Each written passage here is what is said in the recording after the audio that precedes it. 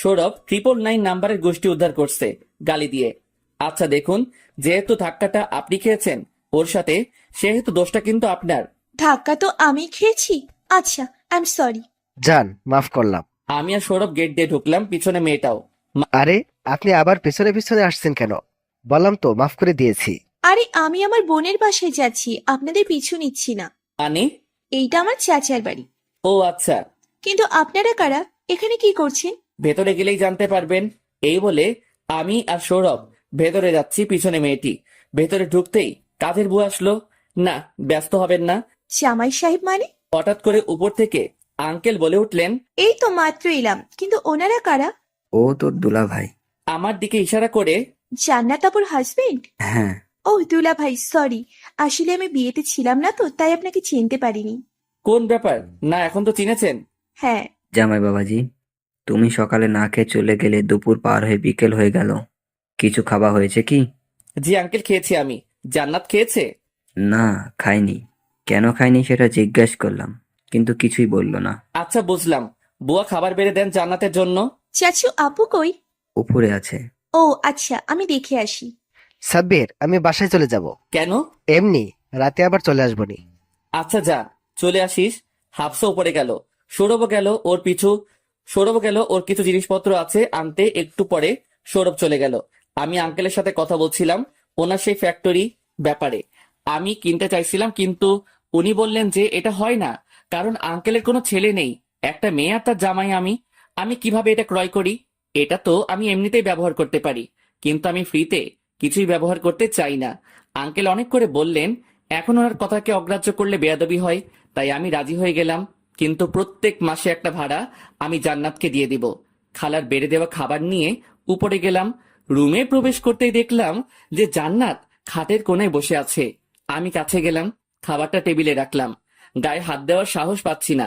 কাল রাতে যা করেছি আর সকালে যা ভুগেছি, সেটার পরে তো ভুলেও না। আমি আস্তে করে জান্নাতকে ডাক দিলাম। মাথা তুলে তাকালো। আমি ওর উদ্দেশ্যে খাবার প্লেটটি এগিয়ে দিলাম। দেখুন, আপনি আমার উপরে রাগ করে থেকে খাবার না খেয়ে নিজেকে প্লাস আমাকে কষ্ট দিবেন না দয়া করে। আমি যদি কোনো ভুল করেও থাকি, তার জন্য আমাকে মাফ করে দিবেন। ওইরকম ভুল আমি জীবনে করব না। জান্নাতের চোখগুলো দেখতে পেলাম এলোমেলো, চুলের ভেতর দিয়ে লাল হয়ে আছে, হয়তো কান্না করেছে তাই। সরি। হঠাৎ মনে হলো যে জান্নাত সরি বলেছে। আমি ভাবলাম হয়তো মনের ভুল। কি হলো? সরি বললাম তো।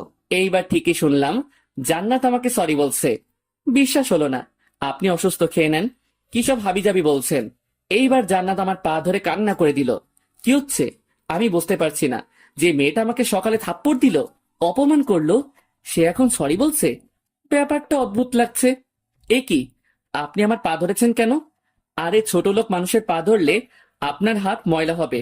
আমি চাই না আমার গায়ে হাত দিয়ে কেউ দূষিত হোক। আর সকালে আপনার হাত ময়লা হয়েছে আমার গালে হাত দিয়ে, ভালো করে হাত ধুয়ে নিবেন। আপনার আমার উপরে রেগে থাকাটাই স্বাভাবিক, কিন্তু তবুও বলবো সরি।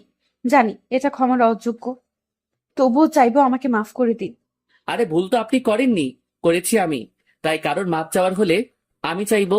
আপনি হয়তো জানেন না, কাল রাতের ঘটনার ভুল বোঝাবুঝিতে আমি আপনার গায়ে হাত তুলেছি, কিন্তু আমার উদ্দেশ্য সেটা ছিল না। রাগের বশে করে ফেলেছি। আমি একটু বদরাগী, তাই আমার করা ভুলগুলোকে ক্ষমা করে দেন। আরে ছোট লোক মানুষ আপনি, আমার কাছে ক্ষমা চাইলে আপনিও ছোট লোক হয়ে যাবেন তো। আপনি এখনো সেই কথা নিয়ে পড়ে আছেন? আমি বলছি তো আমার ভুল হয়েছে। ও আচ্ছা, আপনার ভুল হয়েছে। তো আপনি কি ভুল করেছেন একটু শুনি। তো কাল রাতে আমার জ্বর এসেছিল বৃষ্টিতে ভেজার জন্য, আর আপনি সারা রাত জেগে আমার সেবা করে আমাকে সুস্থ করে তুলেছেন।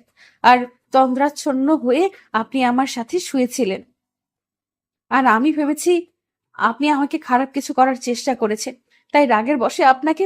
থাক, আর বলতে হবে না। তা আপনি কিভাবে জানলেন এসব? আপনার বন্ধু সৌরভ আমাকে দুপুরে সবটা বলেছে। ও এই ব্যাপার। তাহলে দুপুরে যখন আঙ্কেলের সাথে কথা বলছিলাম, সৌরভ তখন উপরে এসে সব কথা বলে দিয়েছে। ওকে পরে জিজ্ঞাসা করা যাবে। আর এইদিকে। প্লিজ আমাকে মাফ করে দিন। আমি তো আপনার বউ, তাই না? তাই আমার উপর আপনার সম্পূর্ণ অধিকার আছে। আর আপনার উদ্দেশ্য যদি খারাপ হতো তাহলে তো আপনি আর আপনার উদ্দেশ্য যদি খারাপ হতো তাহলে তো আপনি আমার শর্ত মানতেই অস্বীকার করতেন। আপনার বউকে কি ক্ষমা করা যায় না? জান্নাতের কণ্ঠে আমি আক্ষেপ দেখতে পেলাম। কিন্তু এত সহজে তো ওকে ক্ষমা করা যাবে না, আর ক্ষমা করলেও ওকে বুঝতে দেওয়া যাবে না। ওকে একটু বাজিয়ে দেখতে হবে যে এই আক্ষেপটা কি সাময়িক নাকি চিরস্থায়ী। বউ, এই কথাটা আপনার মুখে মানায় না। আপনি বড়লোক বাবার একমাত্র মেয়ে, আমি ছোট লোক গরিব। আপনার কাছে অপমান জিনিসটা ক্ষণস্থায়ী হলেও এটা আমাকে অনেকটা আঘাত করেছে। যার জন্য এসেছিলাম, শুনলাম আপনি খাননি, তাই খাবার নিয়ে এলাম। খেয়ে নিন, শরীর খারাপ করবে। আমি খাবো না। আপনি আমাকে ক্ষমা না করলে আমি খাবো না। আমার ক্ষমা করার সাথে খাওয়ার কি সম্পর্ক? আছে, অনেক জটিল সম্পর্ক আছে। আচ্ছা, আপনি খেয়ে নেন, আমি ভেবে দেখব। তাহলে আপনি খাইয়ে দেন। কি বলেন? আমার হাতে খাবেন? আপনার সম্মানে লাগবে না তো আবার? এখন কিন্তু রেগে যাচ্ছি। না, এই মেয়েকে রাগিয়ে লাভ নেই। ক্ষমা চেয়েছে সেটা তো কখনই করে দিয়েছি, কিন্তু এটা ওকে বুঝতে দেওয়া যাবে না। আর বউ আমার না খেলে আবার অসুস্থ হয়ে যাবে, তাই খাইয়েই দেই। কিছু হলে তো আমারই হবে। আপনাদের কি আমার 10টা না 5টা না, একটা মাত্র সুন্দরী বউ। আচ্ছা বসুন, আমি খাইয়ে দিচ্ছি। জান্নাত চুলগুলো ঠিক করে আমাকে নিয়ে খাটে বসালো, আর আমার সামনে বসে পড়লো, ঠিক যেমন বাচ্চারা করে তেমন। আমি এর আগেও চাচাতো, খালাতো, ছোট ভাই বোনদের খাইয়ে দিয়েছি, তাই এক্সপেরিয়েন্স আছে। আমি জান্নাতকে খাইয়ে দিতে লাগলাম, আর ও বাচ্চাদের মতো শব্দ করে খেতে লাগলো। এটা দেখে হাসি থামাতে পারছিলাম না, তবুও অনেক কষ্টে হাসি চেপে রেখেছি। জান্নাত খাচ্ছে ঠিকই, কিন্তু ওর মনোযোগ আমার মুখশ্রীর দিকে। ড্যাব ড্যাব করে তাকিয়ে আছে। আমাকে খাইয়ে দিচ্ছেন, আপনি খেয়েছেন? আমার খাওয়া না খাওয়ার সাথে আপনার কি সম্পর্ক? সম্পর্ক আছে, তাই তো জিজ্ঞেস করেছি। খেয়েছি আমি। আর কিছু বললো না। জান্নাতকে খাইয়ে দিয়ে আমি নিজে চলে আসলাম। আঙ্কেল নিচে বসে আছেন। বাবা, মেয়েটা খেয়েছে? হ্যাঁ, আমি খাইয়ে দিয়েছি। আমাকে বাঁচালে বাবা। আমার মেয়েটা আসলে অনেক জেদি। একবার রাগ করলে সহজে রাগ ভাঙে না। আর একটু বাচ্চাদের মতো। আমি জানি না তোমাদের মধ্যে কি হয়েছে, তবে এটুকু বলবো যে ওকে কোনোদিন কষ্ট পেতে দিও না বাবা। আমার মা মরা একমাত্র মেয়ে। আঙ্কেলের কথাগুলো ঠিকই, আমি চাই না ওকে কষ্ট দিতে। তবুও ওকে একটু পরীক্ষা করে দেখতে হবে। সন্ধ্যা হয়ে এসেছে, প্রায় ছাদে বসে আছি। সৌরভ এসেছিল, ওকে ফোন দিয়েছিলাম ফ্যাক্টরির জন্য। প্রয়োজনীয় মেশিন আর যন্ত্রপাতি কিনতে পাঠিয়েছি টাকা দিয়ে। সব অর্ডার করে রেখেছি। ও শুধু সেগুলো আনবে আর সব গোছগাছ করবে। একটা সিদ্ধান্ত নিয়েছি, যেটা সৌরভকে পরে জানাবো। হঠাৎ কারোর গলার আওয়াজে পেছনে তাকালাম। আওয়াজটা চেনা। হ্যাঁ, এটা জান্নাতের গলা। আর পেছনে জান্নাত দাঁড়িয়ে আছে, হাতে কফির মগ। কি ভাবছেন এত মশগুল হয়ে? তেমন কিছু না, নতুন ফ্যাক্টরির ব্যাপারে। আপনি নতুন ফ্যাক্টরি দিচ্ছেন নাকি? খুব বড় না, তবুও। ও মা, এটা তো ভালো কথা। ও হ্যাঁ, আপনার সাথে একটা কথা বলার ছিল। হ্যাঁ, বলে ফেলুন। আপনাদের ঢাকা শিল্প এলাকায় যে পরিত্যক্ত ফ্যাক্টরিটা আছে, সেটাতেই আমার ফ্যাক্টরি দিচ্ছি। হুম, তো কি হয়েছে? এটা নিয়ে কি বলার আছে? আছে, অনেক কিছু আছে। প্রথমত, ফ্যাক্টরিটা আমার না, আপনার। আর আমি কোনো কিছু বিনামূল্যে ইউজ করি না। তাই বলুন, ওইটার জন্য কত ভাড়া দিতে হবে? 100 কোটি মাত্র প্রতি মাসে? ও মোর খোদা, কি তখন আমনে 2 ইঞ্চি জায়গার এত ভাড়া? এত টাকা দিয়ে তো ওই রকম 20-25টা ফ্যাক্টরি কেনা যাবে। আচ্ছা, আপনি আমার কি হন? আমার জানা মতে আপনার স্বামী। আপনি কি ভাবেন? সেটাই তো। আমার বাবা কি আরো 4-5টা ছেলে মেয়ে আছে? আমার জানা মতে না। আপনি আর কে আবার? তাহলে আপনি আমার স্বামী হয়ে আমাকে ভাড়া দিবেন? তাহলে এই সকল সম্পত্তির মালিক আমি, আর বিয়ের পর আমার স্বামী। তাই আপনার জিনিস আপনি যেখানে খুশি ব্যবহার করুন, কিনুন, বেচুন, যা ইচ্ছা করুন। আমাকে জিজ্ঞেস করার কিছু নেই। আমি ছোট লোক হতে পারি, কিন্তু এতটা নীচ না, ঠিক আছে? আপনি যা ভাবেন তাই। জান্নাত রাগে গজগজ করতে করতে চলে গেল। আমি কফিটা শেষ করে নিচে নামলাম। রাত হয়ে গেছে প্রায়। সৌরভ চলে এসেছে, ওর কাজ কমপ্লিট, সব ব্যবস্থা করা হয়ে গেছে। আর ও নিয়োগ বিজ্ঞপ্তিও দিয়ে এসেছে। ও বলল যে সবকিছু ঠিকঠাক থাকলে 2 দিন পরেই ফ্যাক্টরি চালু করতে পারবো। আর অর্ডারও পেয়ে গেছি। দোস্ত, আমি অনেক খুশি হয়েছি। আচ্ছা, আমি একটা জিনিস বুঝতে পারলাম না, সব কাগজপত্রে আমার নাম কেন তোর নামের সাথে? শালা, তোর কি মনে হয় এটা আমার একার পরিশ্রমে সম্ভব হয়েছে? তুই না থাকলে আমি কোনো দিনও এত দূর আসতে পারতাম না। তাই ফ্যাক্টরির অর্ধেক মালিকানা তোর। এটা কি করে হয়? সব হয়, তুই আমার বন্ধু না ভাই? আমার যা আছে সব তোর, খালি বউটা বাদে। শালা, তুই মানুষ হবি না। যেটা ভাবস তুই। আচ্ছা, ভাবির কি খবর? তুই যেমন ব্যবস্থা করেছিস তেমন। মানে?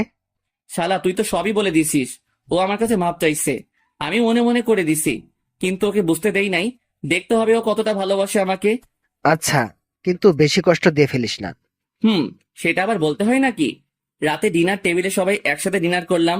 সৌরভের সাথে বসে কিছুক্ষণ ফ্রি ফায়ার খেললাম। ও আবার খুব গেম পাগল, আর অনেক ভালো খেলে। রাত অনেকটা হয়েছে, 11টা বাজে। আমি আবার বেশি রাত জাগি না, কারণ ছাড়া। তাই সৌরভকে রুমে পাঠিয়ে আমিও ঘুমাতে গেলাম। রুমে প্রবেশ করতেই দেখতে পেলাম জান্নাত বসে আছে, হয়তো আমারই জন্য অপেক্ষা করছে। আমি চেঞ্জ করে নিলাম, আর বিছানা থেকে একটা বালিশ নিয়ে সোফার উদ্দেশ্যে যেই পা বাড়াবো তখনই। এর মানে আপনি আমাকে স্ত্রী বলে মানেন না? কেন সোফায়? আই, কোথায় যাচ্ছেন? না, বিছানায় শোবেন আমার সাথে, সোফায় যেতে হবে না। না, আমি চাই না গতকাল রাতের ঘটনার পুনরাবৃত্তি ঘটুক। রুমে প্রবেশ করতে দেখতে পেলাম জান্নাত বসে আছে, হয়তো আমার জন্য অপেক্ষা করছে। আমি জামা চেঞ্জ করে নিলাম, আর বিছানা থেকে একটা বালিশ নিয়ে সোফার উদ্দেশ্যে যেই পা বাড়াবো তখনই। আই, কোথায় যাচ্ছেন? কেন সোফায়? না, বিছানায় ঘুমান আমার সাথে, সোফায় যেতে হবে না। না, আমি চাই না গতকাল রাতের ঘটনাটার পুনরাবৃত্তি ঘটুক। আপনি এখনো আমাকে ক্ষমা করতে পারেননি, তাই না? কখন বললাম যে আমি আপনাকে ক্ষমা করে দিয়েছি? কেন, আপনি কি কোনোদিন আমাকে ক্ষমা করবেন না? সেটা সময় বলবে, আমি না। আচ্ছা, বিছানায় ঘুমালে কি কোনো সমস্যা? হ্যাঁ, সমস্যা, অনেক বড় সমস্যা। কি সেটা? আপনি তাহলে আপনি বিছানায় শুয়ে পড়ুন, আমি সোফায় শুয়ে পড়ছি। একজন ছেলে হয়ে একজন মেয়েকে সোফায় শুতে দেব? আপনি বিছানায় না ঘুমালে আমি মাটিতে বিছানা করে শুয়ে পড়ব। পাগল হয়েছেন? মাটিতে? তাহলে কি করব? আপনি তো বিছানায় শুবেন না বলছেন। কিন্তু আপনাকে মাটিতে ঘুমাতে দেই কেমন করে? তাহলে দুজন একসাথে ঘুমাই। অনেকক্ষণ ভেবেচিন্তে। আচ্ছা, কিন্তু শর্ত আছে। কি শর্ত? মাঝখানে কোলবালিশ থাকবে। চলবে। না, দৌড়াবে। আমি বিছানায় শুয়ে পড়লাম, সাথে জান্নাত। তো একই বিছানায় আমরা দুজন, কিন্তু মাঝখানে কোলবালিশ। কিন্তু সেটা ক্ষণিকের জন্য। একদিন জান্নাতকে তো মেনে নিতেই হবে। সকালে ঘুম ভাঙলো, বুকের উপর ভারী কিছু অনুভব করলাম। তাকিয়ে দেখি জান্নাত আমাকে আষ্টে পৃষ্ঠে জড়িয়ে ধরে আছে। কোলবালিশটা নেই, হয়তো বিছানার নিচে পড়ে আছে। জান্নাতের চুলগুলো ছড়িয়ে আছে সারা মুখ জুড়ে। ওর চুলগুলো অনেক বড়, আজকালকার মডার্ন মেয়েদের মতো না। ওর চুলগুলো থেকে একটা মিষ্টি ঘ্রাণ পাচ্ছি। হাত দিয়ে চুলগুলো সরিয়ে দিলাম। নিষ্পাপ লাগছে ওকে খুব। মন চাচ্ছে কপালে একটা ভালোবাসার পরশ এঁকে দেই। জান্নাত গভীর ঘুমে আছে, তাই কপালে একটা চুমু দিলাম। হয়তো টের পাবে না। সকাল অনেকটা হয়েছে, তাই জান্নাতকে আস্তে করে সরিয়ে উঠে পড়লাম। উঠতে মন চাইছিল না, তবুও কাজ আছে, তাই উঠে পড়লাম। বাইরে গেলাম, বাগানে একটু হাঁটাচলা করলাম। কাজের বুয়া খালাকে চা দিতে বললাম, উনি চা বানিয়ে এনে দিলেন। কফি তেমন একটা ভালো লাগে না।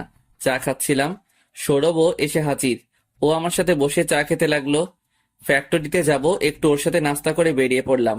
আঙ্কেল বলল যে কি যেন একটা কাজ আছে, যদি পারি তাহলে যেন করি।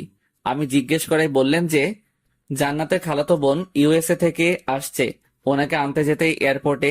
আমি বললাম যে নিয়ে আসবো, সমস্যা নেই। আঙ্কেল আমাকে ফ্লাইটের টাইম আর সব বলে দিলেন। ফ্যাক্টরিতে সব ঠিকঠাক চলছে। লোক নিয়োগ দেওয়া হয়েছিল, যার ফলে অনেকে ইন্টারভিউ দিয়ে গেছে। মোটমাট 1000 জন লোক হয়েছে, আরো 500 লোক নিয়োগ হবে, যেগুলোর মধ্যে কিছু কিছু উচ্চপদস্থ কর্মকর্তা। তাই সৌরভ আর আমি ইন্টারভিউগুলো নিচ্ছি। দেখতে দেখতে দুপুর হয়ে গেছে, আর লোক যাদের নিয়োগের কথা ছিল সবারই ইন্টারভিউ নেওয়া হয়েছে। অনেকে বাদ গেছে, আর অনেককেই সিলেক্ট করা হয়েছে। ফ্যাক্টরিটা তেমন বড় না, তবু বড় করতে খুব একটা বেশি সময় লাগবে না। যদি মেহনত করতে পারি। ম্যানেজারকে সবটা বুঝিয়ে দিয়ে আমি আর সৌরভ চলে গেলাম এয়ারপোর্টের উদ্দেশ্যে। আঙ্কেল গাড়ি পাঠিয়ে রেখেছেন, 10 মিনিট হলো অপেক্ষা করছি। এর মধ্যে কাঙ্ক্ষিত ফ্লাইটটি ল্যান্ড করলো। আমি আর সৌরভ নামের বোর্ড নিয়ে দাঁড়িয়ে আছি। অনেকক্ষণ হলো দাঁড়িয়ে আছে, কিন্তু কেউ আসছে না এদিকে। হঠাৎ সামনে একটি মেয়ে এসে দাঁড়ালো। স্মার্ট, স্টাইলিশ, বিদেশ থেকে এসেছে, দেখলেই বোঝা যাচ্ছে। এসে আমাদের ইশারা করলো যে আমরা যাকে খুঁজছি সেই। মেয়েটি ব্যাগগুলো রেখে অগ্রসর হচ্ছে। আমাদের মনে হয় ড্রাইভার বা কাজের লোক ভেবেছে। কি রে, ব্যাগগুলো রেখে গেল কেন? আমাদের কি কাজের লোক মনে করছে নাকি? সেটাই হবে হয়তো। কি করবি এখন? এখন একে বাড়িতে নিয়ে যাই, বাকিটা এই নিজেই বুঝে নিবে বাড়িতে পৌঁছানোর পরে। আচ্ছা, মেয়েটা মনে হচ্ছে অহংকারী। বড়লোক বাপের পোলাপান এমনই হয়। কই দোস, আমরা তো অনেক বড় লোক ছিলাম, তুই তো এখনো আছিস। কিন্তু আমরা তো এত অহংকারী ছিলাম না। আমরা কোনোদিন সম্পদের বড়াই করিনি। হাতের 5টা আঙ্গুল কি আর সমান হয়? সবকিছুতেই ভালো মন্দ আছে। এই যে ভকভক করা বাদ দেন, গাড়ি চালান। হুম। মেয়েটিকে অর্থাৎ ঈশাকে নিয়ে বাসায় পৌঁছালাম। আসার সময় আমার কোম্পানির সামনে দিয়ে আসছিলাম, তখন আব্বুকে দেখতে পেলাম। অফিসের সামনে অনেকদিন পরে দেখলাম শুকিয়ে গেছে। ট্রাফিক জ্যাম ছিল তাই অনেকক্ষণ দেখার সুযোগ পেলাম। হঠাৎ মনে হলো আব্বু যেন আমাকে দেখতে পেয়েছে, কিন্তু ততক্ষণ জ্যাম ছুটে গেছে, তাই গাড়ি চালিয়ে চলে আসলাম। বাড়িতে পৌঁছে খালু, আপনার ড্রাইভারগুলো তো অনেক হ্যান্ডসাম। আজকাল এমন ড্রাইভার পাওয়া যায় নাকি? আঙ্কেল জান্নাত লাঞ্চ করতেছিল। ঈশার কথা শুনে দুজনেই ঈশার দিকে অগ্নি দৃষ্টিতে তাকিয়ে রইলাম। কি হলো? কি বললাম খালু? এভাবে দেখছেন কেন? আর জান্নাত আপু, তুইও এভাবে দেখছিস কেন? যেন চোখ দিয়ে খেয়ে ফেলবি। তুই জানিস কাকে ড্রাইভার বলেছিস? কাকে আবার? ড্রাইভারকে ড্রাইভার বলেছি? ও ড্রাইভার না, আমার হাজবেন্ড, তোর দুলাভাই। আর সাথে একটা সৌরভ, তোর দুলাভাইয়ের বেস্ট ফ্রেন্ড। তোর সাহস কি করে হয় আমার হাজবেন্ডকে ড্রাইভার বলার? কি বলছিস কি? বিশ্বাস হচ্ছে না।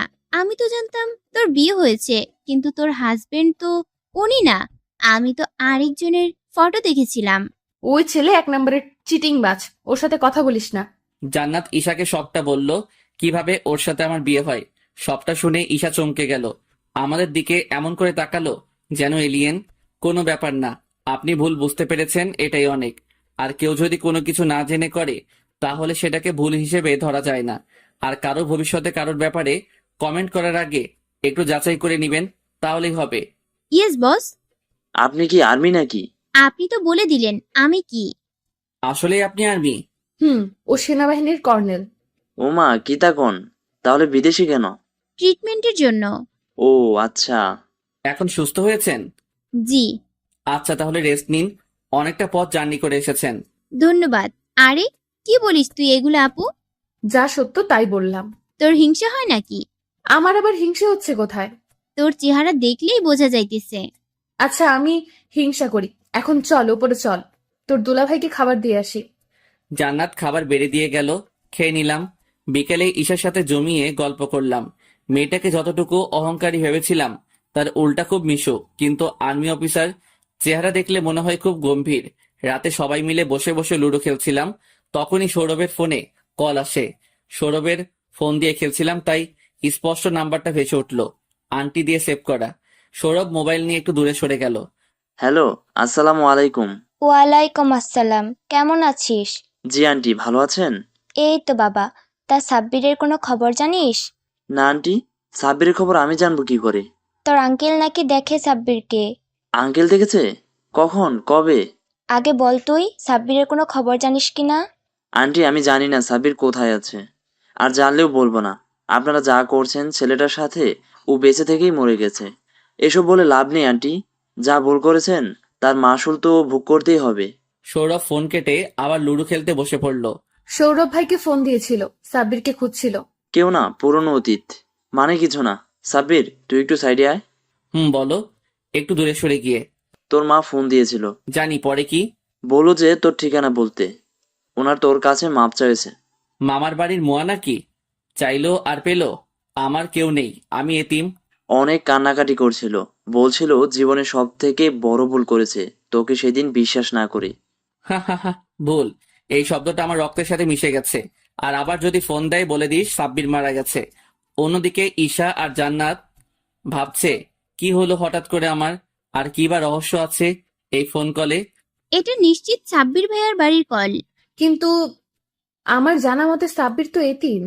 তুই ভুল জানিস, হয়তো সাব্বির ভাই কিছু লুকাচ্ছেন তোর থেকে। হতে পারে, কিন্তু কি সেটা? তুই জিজ্ঞেস করে নিস। আমাকে বলবে না? কেন? জান্নাত বাসরাতের কথা সবটা খুলে বলে ঈশাকে।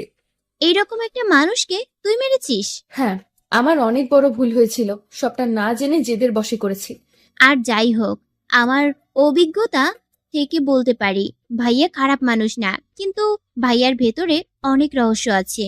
কি সেটা? তোর হাজবেন্ড তুই বের কর। তার আগে তো আমাকে তার মেনে নিতে হবে। একটা সিস্টেম আছে ভাইয়ার কাছে যাওয়ার। বল বল, তাড়াতাড়ি বল। ঈশা জান্নাতকে কানে কানে সব বলে কিভাবে কি করতে হবে। আমি আর সৌরভ এসে বসলাম ওদের সাথে লুডো খেলার জন্য। আমি খেলবো না। কেন, কি হয়েছে? শরীরটা কেমন যেন লাগতেছে। হঠাৎ করে কি হলো?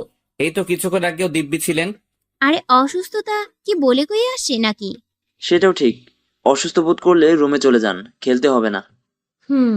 জান্নাত চলে যায়। মেয়েটাকে একটু আগেও দেখলাম সুস্থ, হঠাৎ কি হলো? রাত অনেকটা হয়েছে। সৌরভ আর ঈশা রুমে গেছে ঘুমাতে।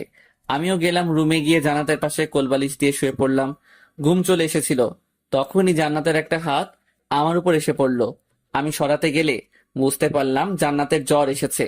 আমি শিওর না যে ওর জ্বর এসেছে, কিন্তু একটু আগেও তো সুস্থই ছিল। এখন আবার কি হলো? আমি ওর কপালে হাত দিলাম চেক করার জন্য। হ্যাঁ, সাংঘাতিক জ্বর এসেছে। হাত পুড়ে যাচ্ছে আমার, সারা শরীর দিয়ে আগুন বেরোচ্ছে। এখন কি করব আমি? ওই দিন রাতের সব কথা মনে পড়ে গেল, কিন্তু ওকে এভাবে ফেলে রাখতেও তো পারি না। তাই ভাবলাম যা হবার হবে, আগে ওর সুস্থ হওয়া দরকার। তাই জান্নাতকে আগের দিনের মতো ট্রিটমেন্ট করতে লাগলাম, কিন্তু জ্বর কমছে না। তাই ভাবতে লাগলাম কি করব। ডাক্তার ডাকবো? রাত তো অনেকটা হয়েছে, ডাক্তারই বা পাবো কোথায় এখন? জান্নাত হঠাৎ অস্পষ্ট স্বরে কিছু বলতে চাইছে। কিছু বলবে? জান্নাত হাতের ইশারায় ডাকলো, বলো। তোমার জ্বর আসলো কিভাবে সেটাই তো বুঝতে পারছি না। জান্নাত আমার পোলো টি শার্টের কলার ধরে টান দিল। আমি জান্নাতের উপরে পড়লাম, ওর ঠোঁটের উপর আমার ঠোঁট। ওর নিঃশ্বাস অনেক গরম হয়ে আছে, জ্বরের কারণে এমনটা হয়েছে। জান্নাতের আধো আধো খোলা চোখ আমার চোখের দিকে তাকিয়ে আছে। সাব্বির প্লিজ আমাকে ক্ষমা করে দাও। আমি হয়তো আর বাঁচবো না, তাই প্লিজ আমার প্রতি আর রাগ করে থেকো না। আমাকে তোমার স্ত্রীর অধিকার দাও। কি বলবো বুঝতে পারছি না। জান্নাত আমার কাছে ক্ষমা চাইছে, এগুলো হয়তো জ্বরের ঘরে বলছে। আরে আপনি জ্বরের ঘরে কি বলছেন এসব? আমি যা বলছি মন থেকেই বলছি। জান্নাতের গরম নিঃশ্বাস আমাকে পাগল করে দিচ্ছে। আর যতই হোক, আমি একজন পুরুষ। জান্নাত আমাকে কাছে টেনে নিল, আরো কাছে, অনেক কাছে। ওর ঠোঁট আমার ঠোঁটে ক্রমাগত ভালোবাসা খুঁজে যাচ্ছে। আমি আর নিজেকে কন্ট্রোলে রাখতে পারলাম না, নিজেকে ওর কাছে সঁপে দিলাম। বাকিটা ইতিহাস। আর আমি সায়েন্সের ছাত্র, তাই ইতিহাস খুব একটা ভালো ব্যাখ্যা করতে পারি না। তাই বাকিটা ইমাজিন করে নেন। অতঃপর সকালে ঘুম ভাঙলো, কানে পানি অনুভব করলাম। মনে হচ্ছে কানে পানি প্রবেশ করছে, কিন্তু বিছানায় পানি আসবে কি করে? ও শিট, কালকে রাতের কথা মনে পড়ে গেল। আমি এটা কিভাবে পারলাম? জান্নাতের অসুস্থতায় মেয়েটা আমাকে কতটা নীচ ও খারাপ ভাবে। ছি ছি, এটা কিভাবে পারলি তুই সাব্বির? নিজেই নিজেকে বললাম। বিছানার পাশে তাকিয়ে দেখলাম জান্নাত দাঁড়িয়ে আছে, চুল ঝাড়ছে, হয়তো মাত্র গোসল করে এসেছে। আমাকে জান্নাতের কাছে ক্ষমা চাইতে হবে। ও কি আমাকে ক্ষমা করবে? জান্নাত দেখুন, কালকে রাতে যা হয়েছে সবটা আমার অনিচ্ছায়। আমি নিজেকে কন্ট্রোল করতে পারিনি। আমি কিভাবে পারলাম এটা করতে? প্লিজ আমাকে ক্ষমা করে দাও। আমি আজ থেকে সোফায় শোবো, না হলে আবার সমস্যা হবে। এসব জান্নাত খুব মন দিয়ে শুনছিল। ওর মনে কি চলছে জানি না, মুখটা অনেক গম্ভীর করে রেখেছে। জান্নাত আমার কাছে আসলো, হয়তো লাথি উষ্টা চট থাপ্পড় দিবে, তাই চোখ বন্ধ করে নিলাম। এটাই আমার প্রাপ্য। কিন্তু কিছু সময় অতিক্রান্ত হবার পরেও কিছু অনুভব করলাম না, কিন্তু কারো চাপা হাসির আওয়াজ পাচ্ছি। চোখ খুলে দেখলাম জান্নাত মুখে হাত দিয়ে হাসছে। আমার তাকানোতে এবার জোরে জোরে শব্দ করে হাসতে লাগলো। না, এই কি ব্যাপার? আপনি হাসছেন কেন? পাগল হয়ে গেছেন নাকি? বাট আপনি একটা পাগল। কিভাবে? আরে নিজের স্ত্রীর সাথে আপনি যা খুশি করেছেন, এতে আবার ক্ষমা চাওয়ার কি আছে? আর স্বামী হিসাবে আপনি এক রাত কেন, হাজার রাত্রি আমাকে ভালোবাসতে পারেন, এতে দোষের কি আছে? কি বলবো বুঝতে পারছি না। আমি যা ভেবেছিলাম তার উল্টোটা ঘটেছে। আপনার মাথা ঠিক আছে নাকি এখনো জ্বরের ঘরে আছেন? আমি এখনো ঠিক আছি, আর গতকাল রাতেও ছিলাম। মানে গতকাল রাতে ঠিক ছিলেন মানে? মানে হয়েছে কি, গতকাল রাত্রের সবটা সাজানো ছিল, নাটক ছিল। নাটক হয় কিভাবে? আপনার তো জ্বর ছিল, সেটা কি মিথ্যা? জ্বরটা তৈরি করা হয়েছিল পেঁয়াজের কারিশমায়। ও মাই খোদা, মানে আপনি? হ্যাঁ, এই সবটা আমাকে শিখিয়েছে ঈশাজি। ও, তলে তলে এত কিছু। তলে তলে সিএনজি চলে, আর আমি চালালেই হরতাল। এই, আপনার এইসব কথা বাদ দেন, মাথার উপর দিয়ে যায়। যা হবার হয়েছে, বেশ হয়েছে। তাহলে আবার হয়ে যাক বলে একটা দুষ্টু হাসি দিলাম। আপনি তো সেই অ্যাডভান্স লেভেলের। আপনার তুলনায় কমই আছি। May I doing in the কামরা? আমি আর জান্নাত নিজেকে ঠিক করে নিলাম। দরজার বাইরে থেকে ঈশা আওয়াজ দিচ্ছে। না, আজ থেকে মানা করেছে।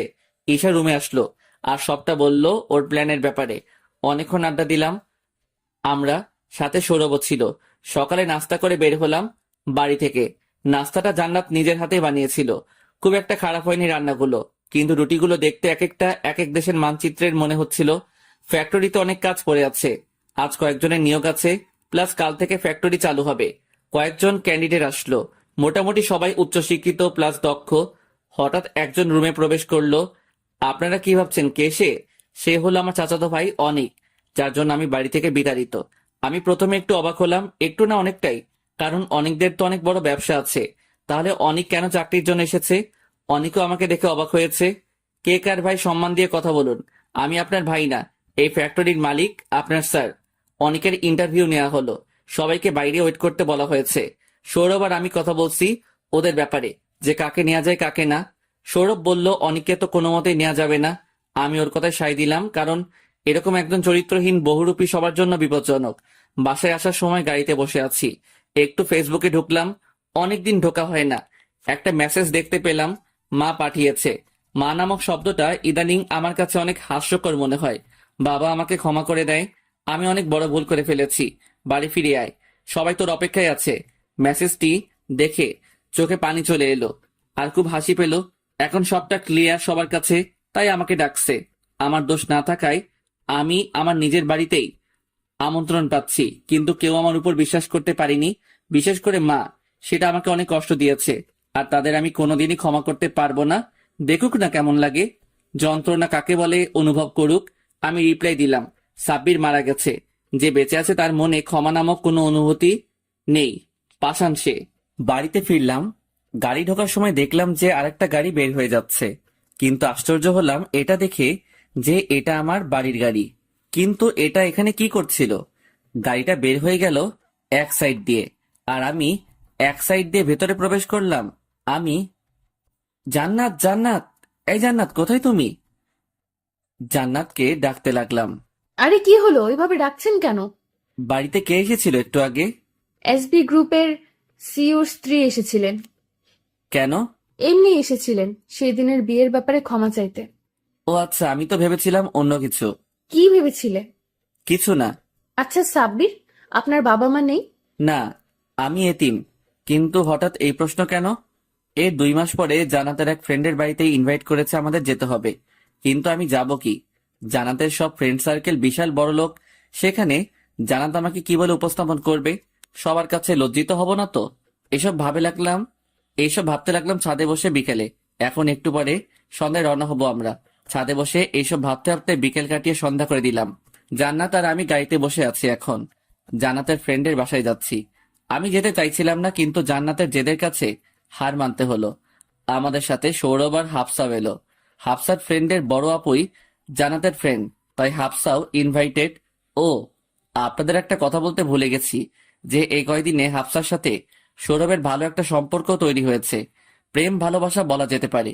গাড়ি চলছে তো চলছেই, আমার কেমন যেন একটা দমবন্ধ ফিল হচ্ছে। আগেও এরকম হয়েছে আমার সাথে, যখন আমি খুব বেশি নার্ভাস ফিল করি তখন। গেট দিয়ে গাড়ি ঢুকছে, বিশাল বাড়ি। আমাদের বাড়ির থেকে একটু ছোট, তবুও ভালোই। অনেক ডেকোরেশন করা হয়েছে সারা বাড়ি জুড়ে, গেট সহ সাজানো হয়েছে। কেউ দেখলে ভাববে হয়তো বিয়ে বাড়ি। জান্নাতের সাথে আমি নামলাম গাড়ি থেকে, ভেতরে গেলাম। সৌরভ আর হাফসাও গেল। জান্নাতের পরনে একটা দামি লেহেঙ্গা, আর আমার পরনে সাদা শার্ট আর কালো প্যান্ট, অফিস লুকের মতো।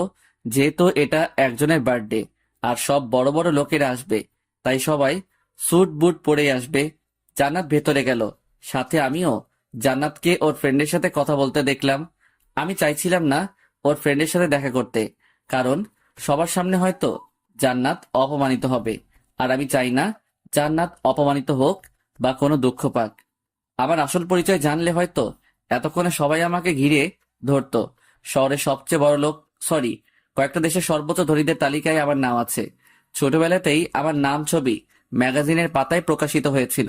আর এখানে যারা আছে বড়লোক আমার তুলনায় পয়সা করি মাত্র, কিন্তু আমার পরিচয় আমি দেব না।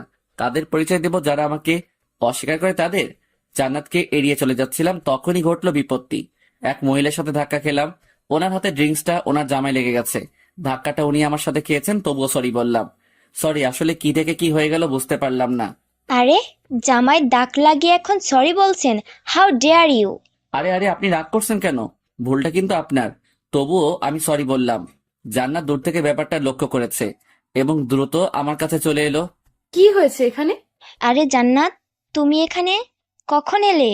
এই তো আন্টি, কিছুক্ষণ আগে। তো তোমার হাজবেন্ড আসেনি সাথে? হ্যাঁ এসেছে তো, আপনার সামনেই দাঁড়িয়ে আছে। জান্নাত আমাকে ওনার সাথে পরিচয় করিয়ে দিল। উনি হচ্ছেন ওর ফ্রেন্ডের আম্মু, যার বার্থডে তার মা। ও, তাহলে তুমি জান্নাতের হাজবেন্ড? জি আন্টি। আমাদের কথাবার্তায় জান্নাতের আরো কয়েকজন ফ্রেন্ড আমাদের সাথে যোগ দিল। সবাই কথা বলছে, সবার সাথে পরিচিত হচ্ছে। পর্যায়ক্রমে এখন আমার পালা। এখানে যারা আছে সবাই বিশিষ্ট ব্যবসায়ী, নামি দামি লোক। সেই তুলনায় আমি ছোট একটি ফ্যাক্টরির মালিক। নিজেকে এখানে উপস্থাপন করলে জান্নাত হয়তো লজ্জিত হবে, তবু বললাম। সবাই কানাকানি করছে, মুখে না বললেও বোঝা যাচ্ছে যে সবাই জান্নাতকে আর আমাকে নিয়ে কথা বলছে। কথার টপিকটা মনে হয় আমার পেশা বা কাজ নিয়ে। আর এদিকে জান্নাতের চেহারার দিকে তাকাতে পারছি না আমি। মেয়েটা সবার কথায় লজ্জা পাচ্ছে। আমার ফোনে তখন একটা ফোন এলো। রিসিভ করার পর যা শুনলাম তার জন্য আমি মোটেও প্রস্তুত ছিলাম না। যা শুনলাম সেটা শুনে আমার পায়ের তলা থেকে মাটি সরে গেল। এইদিকে জান্নাত আর বান্ধবীদের কাছে আমাকে নিয়ে নানান কথা শুনছে, আর অন্যদিকে না, আমি আর এগুলো নিতে পারছি না। সব অভিমান ভুলে আমি পাড়ি জমালাম বাড়ির উদ্দেশ্যে। গাড়িতে বসে আছি আমি, গাড়ি ছুটছে বাড়ির উদ্দেশ্যে। চোখের পানি অঝরে ঝরছে, আমি কাঁদছি। আসার সময় আমার অবস্থা দেখে জান্নাত জিজ্ঞেস করেছিল যে কি হয়েছে, কিন্তু আমি কিছু বলতে পারিনি। কি বলতাম? আমার যে মা স্ট্রোক করেছে, কিন্তু কিভাবে আমি তোকে এতিম বলে পরিচয় দিয়েছিলাম। তাই এই কথা শুনলে ও অনেক অবাক হতো। জান্নাতকে বলেছি কিছু হয়নি, আমি একটু আসছি, পার্টি শেষ হওয়ার আগে চলে আসবো। এসব ভাবতে ভাবতে গাড়ি যে কখন বাড়ির সামনে এসে পড়েছে বুঝতে পারিনি। গাড়ি থেকে নেমে বাড়িতে ঢুকলাম। অনেকদিন ধরে এসেছি তাই সবকিছু একটু নতুন নতুন লাগছে। দারোয়ান সালাম দিল। বাড়ির বাইরে অনেক লোক, আমাদের পরিচিত অনেকে। আমি ভেতরে গেলাম। মূল দরজা দিয়ে ঢুকতেই আমি দেখতে পেলাম যে বাড়ির সবাই ডাইনিং স্পেসে বসে আছে।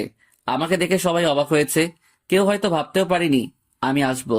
আব্বু আমাকে দেখে চোখের পানি ছেড়ে দিলেন, আর বাকিরা আমাকে দেখে নীরবে অনুতাপ করছে। খালা, খালু আর চাচা চাচি এখানে উপস্থিত আছেন, কিন্তু ওনারা আমার চোখের দিকে তাকানোর সাহস পাচ্ছে না। কিভাবে তাকাবে? কোন মুখে? ওনারা সেই অধিকার অনেক আগে হারিয়েছেন। আব্বু এসে আমাকে জড়িয়ে ধরে কান্না করে দিলেন, হাউমাউ করে কাঁদছেন। এরকমটা হবে ভাবিনি, কারণ আমি কোনোদিন বাবাকে কাঁদতে দেখিনি। বাবা, তুই কই ছিলি এতদিন? কত খুঁজেছি তোকে আমি আর তোর মা। জানিস কত রাত ঘুমাতে পারিনি, বুকের ভিতর কষ্টের বোঝা নিয়ে ঘুরে বেরিয়েছি। আপনারা কোন স্বার্থে আমাকে নিজেদের সন্তান দাবি করেন? যখন বাড়ি থেকে অপমানিত করে বের করে দিয়েছিলেন তখন মনে পড়েনি যে আমি আপনাদের সন্তান? আর আপনারা কিভাবে এত বড় একটা পাপের বোঝা আমার ঘাড়ে চাপিয়ে দিলেন? আপনারা কি আমায় চিনতেন না? না আমি অপরিচিত বাইরের কেউ? বাবা, আমি তো তখন ছিলাম না। তুই তো জানিস যে আমরা আজ পর্যন্ত কারোর সামনে মাথা নত করিনি, কিন্তু ওই দিনের পরিস্থিতি আর সবটাই তোর মাকে বাধ্য করেছিল সবটা করতে। আর তোর মা তো এসব মন থেকে কিছুই বলেনি, যা বলেছে জেদের বশে। এই জন্যই তো আমাকে মেরে ফেলতে চাইছিলেন, তাই না? মানে? বিয়ে বাড়ির ঘটনাটা বললাম, মা যা বলেছিল সৌরভের কাছে সবটা বললাম। এসব অভিমান থেকে বলেছে।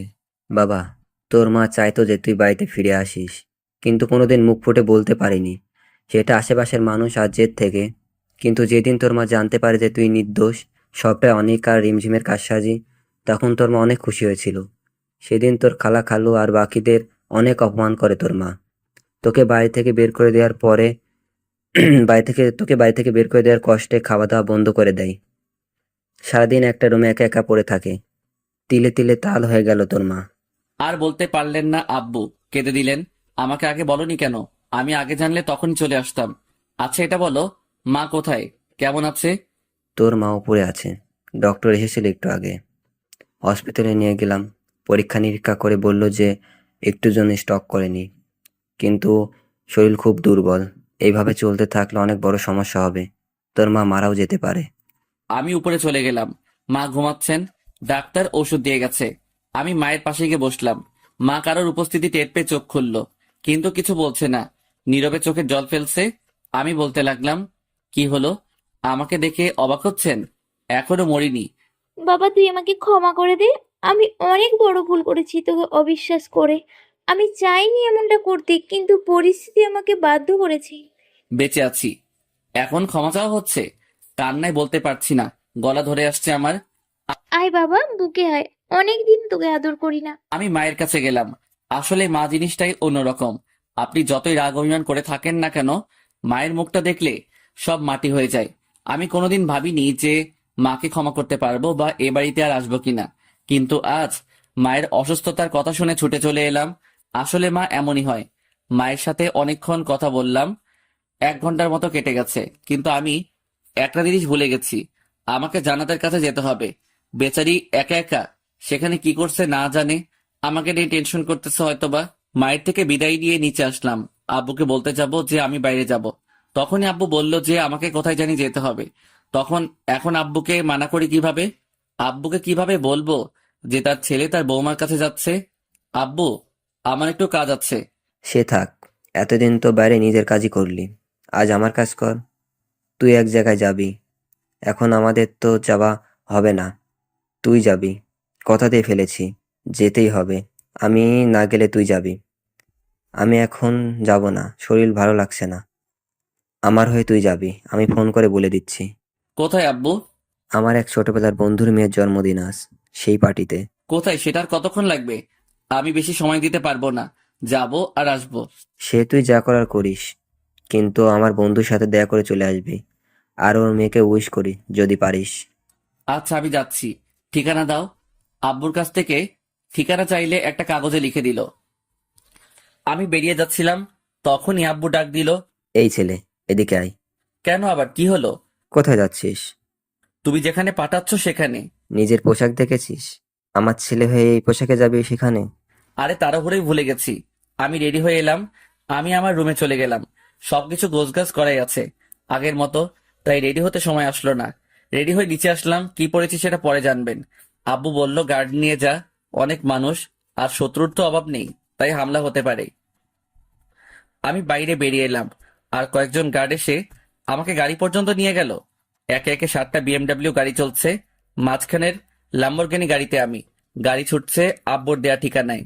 পড়ালেখা নিয়ে একটু ব্যস্ত সময় পার করছি, তাই গল্প দিতে দেরি হয়। গাড়িতে বসে আছি আমি। আর কি হবে, সেখানে যাওয়ার পর সেটা নিয়ে ভাবছি আর হাসছি। ভেবেছিলাম সৌরভকে বলবো, বললে অতটা মজা পাবে না। যেহেতু ও যেখানে আছে, তাই ওকেও সারপ্রাইজটা দেওয়া যাবে। কারণ আব্বু যে ঠিকানাটা দিয়েছে সেটা আর কোথাও না, সেটা জান্নাতের বান্ধবীদের বাসায়। ওর বাবাই হয়তো আব্বুর ফ্রেন্ড, তাই ইনভাইট করেছে। আব্বু হয়তো এতক্ষণে ফোন দিয়ে বলে দিয়েছে যে আমি আসছি, তাই সবাই আমাকে ওয়েলকাম জানানোর জন্য হয়তো গেটে দাঁড়িয়ে আছে। আসলেই নিয়তি কাকে কখন কোথায় কিভাবে দাঁড় করায় সেটা বোঝা দেয়। একটু আগেও সবাই আমাকে যেভাবে দেখছিল সেভাবে আর দেখবে না। আর আমাকে নিয়ে যে এত কথা বলা হচ্ছিল, সমালোচনা, সেটা একটু পরে গুণকীর্তনে রূপান্তরিত হবে। দেখতে দেখতে আর এসব ভাবতে ভাবতে আব্বুর দেওয়া ঠিকানায় পৌঁছে গেলাম। গেটে অনেকে দাঁড়িয়ে আছে। আগেই বলেছিলাম যে পুরোটা বাড়ি বিয়ের বাড়ির মতো সাজানো, আর বাড়িটাও বিশাল। বাড়িটার বর্ণনায় আসা যাক। বাড়িটাতে প্রবেশ করতে হয় বিশাল বড় গেট দিয়ে, আর তারপর দুপাশ জুড়ে বিশাল মাঠ, আর তার সামনে রাজপ্রাসাদের মতো বাড়িটা। গেটে দিয়ে শো শো করে 7টা গাড়ি ঢুকলো। গেটের সবাই গাড়ির পিছনে আসছে। 7টা গাড়ি, তাই সবার চোখে পড়ে গেছে। অনেকে তাকিয়ে আছে সেদিকে। গাড়িগুলো মাঠের একপাশে সিরিয়ালে দাঁড়ালো। গাড়িগুলো থেকে গার্ডসটা বের হলো। জান্নাত সহ সবাই মাঠে এসে উপস্থিত হয়েছে দেখার জন্য কে এসেছে। জান্নাতের ফ্রেন্ডরা সবাই বলা বলি করছে, কে এলো রে? মনে হচ্ছে অনেক বড় লোক। ছেলে না মেয়ে? এত দামি গাড়ি, স্টাইল আছে বলতে হবে, ইত্যাদি ইত্যাদি। গাড়িগুলো থেকে গার্ডস বের হয়ে এলো। একে একে সব কয়টাকে কোরিয়ান বডিগার্ড মনে হচ্ছে। বডিগার্ডদের দেখলে যে কেউ ক্রাশ খাবে। সবাই উৎসুকভাবে ল্যাম্বরগিনি গাড়ির দিকে তাকিয়ে আছে। এটা দেখার জন্য যে কেউ বের হয়ে গাড়ি থেকে কে আছে গাড়িতে। পার্টি লাইট সব গাড়ির দিকে ফোকাস করা। ডিজে গান বাজানো বন্ধ করে দিয়েছে। সবার মনোযোগ এখন গাড়ির দিকে। গাড়ি থেকে আমি বাইরের সবটা দেখছি। আমার খুব হাসি পাচ্ছিল। মনে হচ্ছিল হেসে হেসে মাটিতে গড়াগড়ি খাই। জান্নাতের বান্ধবী ও বন্ধু সহ সবার মুখ হা হয়ে রয়েছে। এত বড় করে হা করেছে যেন আস্ত একটা টাইটানিক জাহাজ ঢুকে যাবে। গার্ড দরজা খুলে দিল। আমি হাতটা বের করলাম, গাড়ির দরজার উপরে রাখলাম, তারপর পা বের করলাম। সবাই তাকিয়ে আছে। এবার পুরোপুরি ভাবে সবার সামনে প্রকট হলাম।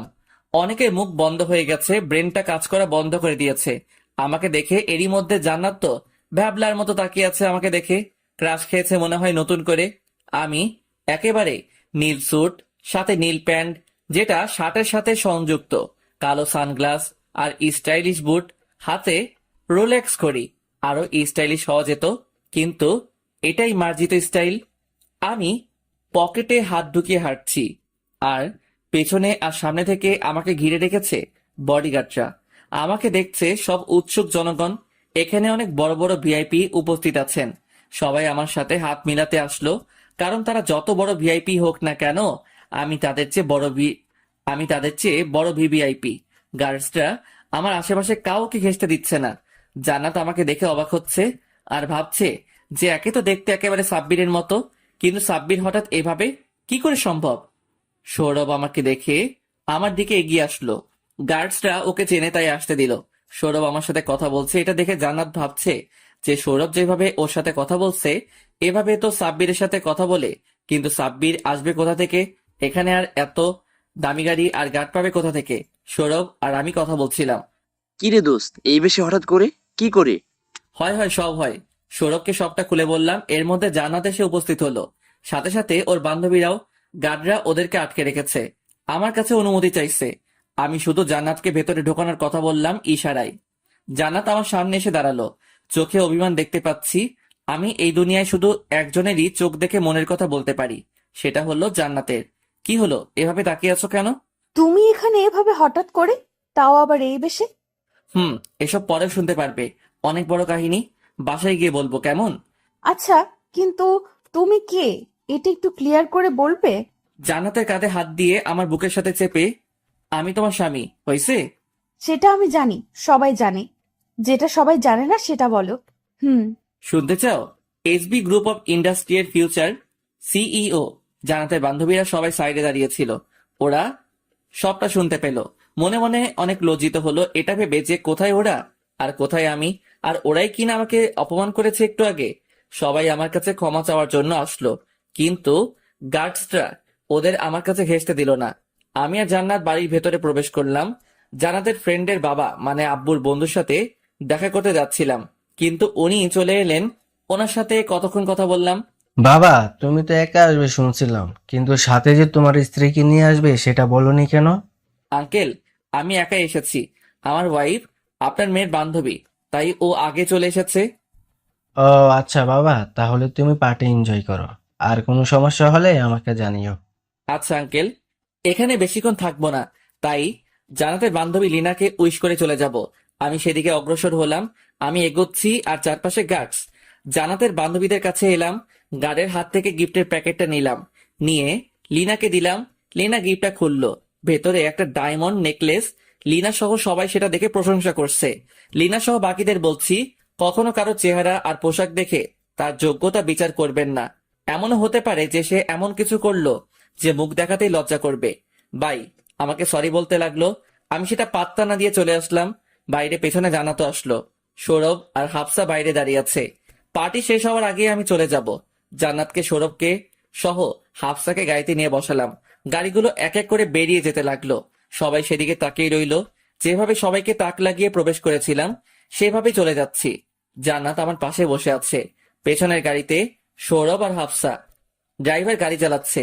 কোথায় যাচ্ছি সেটা জান্নাত জানে না। এই, তুমি কোথায় নিয়ে যাচ্ছ একটু বলবে? আমার বাড়ি। তোমার বাড়ি মানে? কেন, আমার বাড়ি থাকতে পারে না? থাকতে পারে, কিন্তু তোমার সবটা আমার কাছে রহস্যময় লাগছে। তুমি নিজেকে সেদিন এতিম বললে, আমরা জানতাম তোমার তেমন কিছুই নেই। আজ হঠাৎ এত কিছু দেখে আমার তো মাথা এখনো হ্যাং হয়ে আছে। একটু পরে তোমার সব ডাউট ক্লিয়ার হয়ে যাবে। কিন্তু কিভাবে? তুমি তো কিছুই বলছো না। বলবো না, দেখাবো। গাড়িগুলো একে একে আমাদের প্যালেসে ঢুকলো। এটা আমার বাড়ির নাম। জান্নাত চারিদিকে তাকিয়ে বাড়িটা দেখছে। ওদের বাড়ি থেকে অনেক বড় আর অনেক সুন্দর। বাড়িটার সাইডে বিশাল পার্কিং লট, তার পাশে মাঠ, আর তার সাথে গ্রিন হাউস, আর সবার সামনে বিশাল বাড়ি। গাড়িগুলো পার্কিং এ প্রবেশ করাতে বললাম গার্ডদের। আমি জান্নাতের হাত ধরে ওকে গাড়ি থেকে নামালাম। আমি জান্নাতকে নিয়ে বাড়িতে প্রবেশ করছি, আর পিছনে সৌরভ আর হাফসা।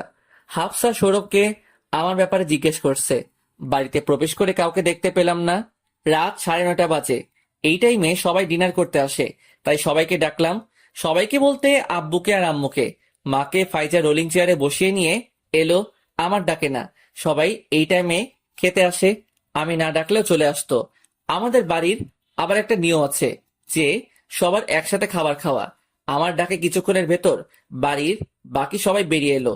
চাচা চাচি আর খালা এসেছিল মায়ের অসুস্থতার খবর পেয়ে। সাথে রিমঝিমকেও দেখতে পেলাম। রিমঝিমকে দেখে পুরনো সব ঘটনাগুলো মনে পড়ে গেল। যেতে মন চাইতেছিল কয়েকটা থাপ্পড় বসাই। আমি রিমঝিমের দিকে অগ্নি দৃষ্টিতে তাকিয়ে রইলাম। খালা ব্যাপারটা বুঝতে পারলেন আর রিমঝিমকে উপরে চলে যেতে বলবেন, কিন্তু রিমঝিম উপরে না গিয়ে আমার সামনে এসে দাঁড়ালো। হঠাৎ আমার পায়ে পড়ে কান্না করতে লাগলো। সাব্বির ভাই, আমাকে মাফ করে দেন। আমি অনেক বড় ভুল করেছি।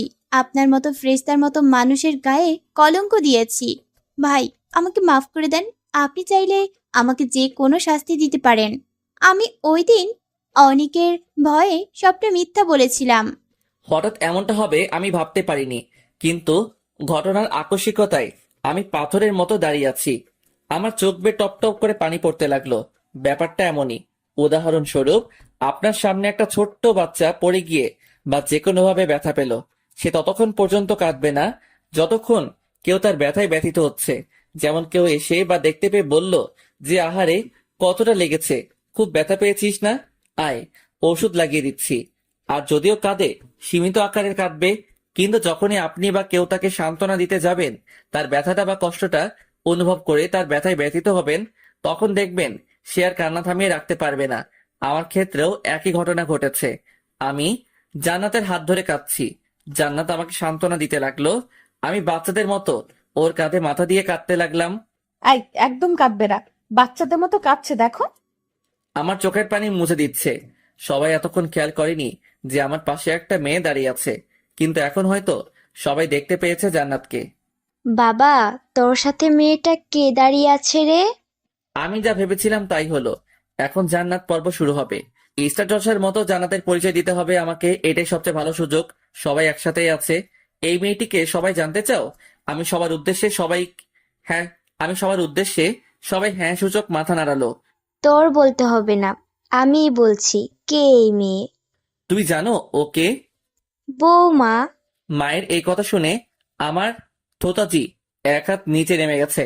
জান্নাত যে আমার বউ সেটা আমি আর সৌরভ ছাড়া কেউ জানে না। আমি যে বিয়ে করেছি সেটাই কেউ জানে না। তাহলে মা জানলো কিভাবে? আমার মতো সবাই অবাক হয়েছে। আমি হয়েছি শকে, আর সবাই হয়েছে সারপ্রাইজে।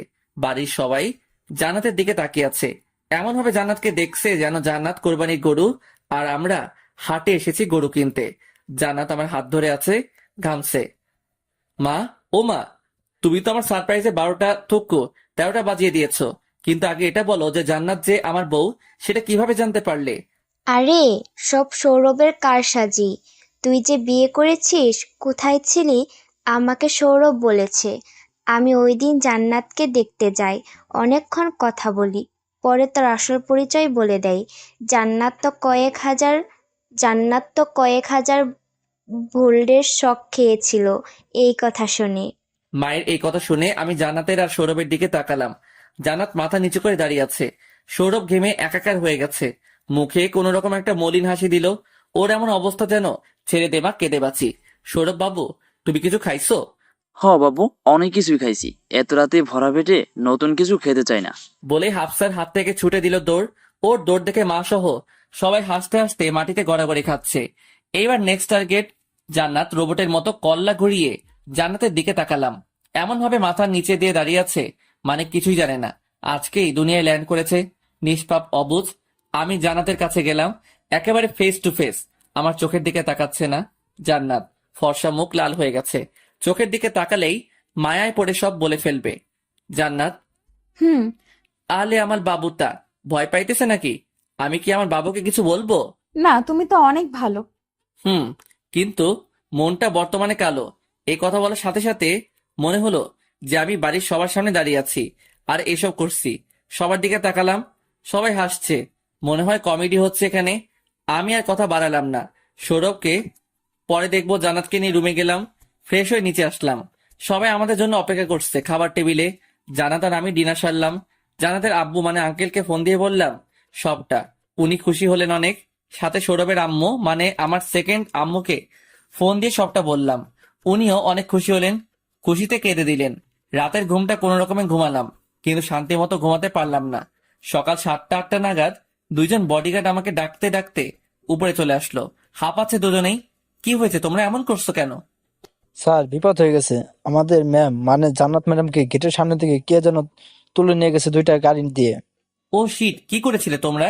আর জান্নাত এত সকালে গেটেই বা গেল কিভাবে? স্যার আমরা ম্যামকে বেরোতে দেখেছিলাম, কিন্তু হঠাৎ যে এরকম কিছু হবে আমরা ভাবতে পারিনি। তোমরা ওই গাড়ির পিছনে না গিয়ে আমার কাছে আসলে কেন? স্যার আমাদের 3 গাড়ি ভর্তি গার্ডস গেছে এই গাড়ি দুটোর পিছনে, কিন্তু এখনো ধরতে পারিনি। কোথায় আছে ওরা? সেটা এখনো জানা যায়নি। আমাদের গাড়িগুলো ফলো করতে গেছে, বাট কোনো খবর দেয়নি। এই খবরটা শুনে ঘুম সব উড়ে গেছে। কে করলো এই কাজ? আমার শত্রু কে আছে যে এই কাজ করতে পারে? আমি বাইরে বেরোলাম গাড়ি নিয়ে। আমার আরো 8টা গাড়ি আছে, সব কয়টা ভর্তি গার্ডস নিলাম। পুরো শহরে খোঁজ চালাতে লাগলাম, কিন্তু পাচ্ছিলাম না। আমার শত্রু বলতে কেবল একজনই ছিল, অনিক। কিন্তু অনিক কি এতটাই নীচ যে এই কাজ করবে? না, আমার মাথা কাজ করছে না, সব ধোঁয়াশা ধোঁয়াশা লাগছে। আমি জান্নাতকে হারাতে পারবো না, ওকে যে কোনো মূল্যে আমার বাঁচাতেই হবে, আর যত তাড়াতাড়ি পারি। অনেকের নাম্বারে ফোন লাগালাম, ফোন বন্ধ। এখন ওকে সন্দেহ হচ্ছে আমার। ওকে আজ পেলে জ্যান্ত পুঁতে ফেলবো। বিকেল গড়িয়ে সন্ধ্যা হয়ে গেছে, জান্নাতের কোনো খোঁজ পাইনি। বাড়ির কেউ জানে না যে জান্নাত নিখোঁজ। আমি বলিনি, কারণ টেনশন করবে।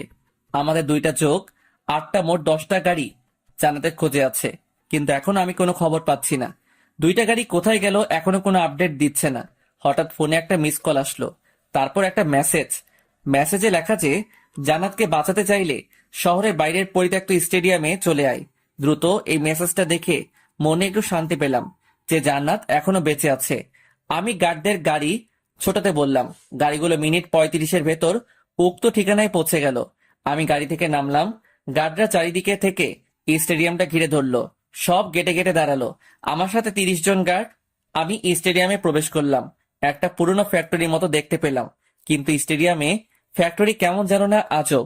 একটা ভাঙা জানালা দিয়ে দেখতে পেলাম যে জান্নাতকে একটা পিলারের সাথে বেঁধে রাখা হয়েছে, আর অনেকগুলো লোক দেখতে পেলাম। আমি একটু নড়তে গেলে অনেক জোরে সাউন্ড হলো। সবাই আওয়াজের উৎস খোঁজার জন্য আমাদের দিকে অগ্রসর হলো। আমি আর দেরি না করে ভেতরে ঢুকে পড়লাম। যা হয় হবে, মরবো না হয় বাঁচবো। আরে আরে, আমাদের মাস্টারমাইন্ড চলে এসেছে যে, কিন্তু এতক্ষণ সময় লাগলো যে? একটা লম্বা চুলওয়ালা লিডার টাইপ লোককে। আপনি বলুন তো, আর আমার স্ত্রীকে কেন তুলে এনেছেন? ও, আপনি তাহলে জামাইবাবু, সব নষ্টের মূল। আরে আপনি কে সেটা বলুন তো, আর কি চান? ও, আমাকে ভুলে গেছো? আমি সেই ডন যার হাত থেকে এই মেয়েকে বাঁচিয়ে নিয়ে এসেছো। সবটা এবার পরিষ্কার। এইসবের পেছনে ডন ল্যান্ড মাফিয়া যে জান্নাতকে ওর বিয়ের দিন কিডন্যাপ করেছিল তার হাত। কিন্তু আমাকে মেসেজ করলো কে? আর আমার আরো 2 গাড়ি গার্ডসটা কোথায়? চিনেছি, কিন্তু কি চাই আপনার সেটা বলুন, আর এখান থেকে ফুটুন। আমার যা চাই তা তো আমি নিবই, সাথে তোমার আর এই মেয়ের সব সম্পত্তিও নিব। এত সোজা? আইনে বেশি চালাকি করবি না। চালাকি করবি, ওই যে তোর গার্ড দেখছিস, ওদের মতো হাল করব। এই কথাটা বলেই একদিকে ইশারা করলো। তাকিয়ে দেখলাম ওই 2 গাড়ির গার্ডরা রক্তাক্ত অবস্থায় পড়ে আছে। দেখ ভাই, তোর যা চাই তাই দেব, কিন্তু প্লিজ ওকে কিছু করিস না। এই তো ভদ্র ছেলের মতো কথাবার্তা। নে, এইবার এই কাগজটায় সাইন করে দে। আমি একবার জান্নাতের দিকে তাকালাম, আর একবার দলিলে, কিন্তু আমার কাছে আমার ভালোবাসাই বেশি দামি, তাই সাইন করে দিলাম। নে ভাই, সাইন করে দিয়েছি, এবার ওকে ছেড়ে দে। সেটা সম্ভব না। আমার ছোট ভাইয়ের ওকে পছন্দ হয়েছে, কয়েকদিন ওর সাথে মাস্তি করুক, তারপরে ওকে নিয়ে যাস। এই কথা বলার সাথে সাথে মাথায় রক্ত উঠে গেল। কুত্তার বাচ্চা, তোর সাহস কি করে হয় এই কথা বলার? তোর জিব্বা কেটে কুত্তাকে খাওয়াবো। আমি আমার গার্ডসদের ফায়ার করতে বললাম। তুমুল মারামারি চলছে, গোলাগুলি, ওই মাফিয়ার লোকজনই মারা যাচ্ছে। কিন্তু কিছুক্ষণের জন্য মাফিয়া উধাও হয়ে গেল। আমি কোথাও দেখতে পেলাম না। তখন উপর থেকে দেখতে পেলাম ওই লোকগুলি চালাচ্ছে। আমি জান্নাতকে আগলে ধরলাম, কিন্তু তবুও গুলি চলছে। আমার হাতের পেশিতে একটা গুলি লাগলো। আমি মাটিতে পড়ে গেলাম। উঠে দাঁড়িয়ে জান্নাতকে প্রোটেকশন দিচ্ছিলাম, তখনই আবার একটা গুলি চললো।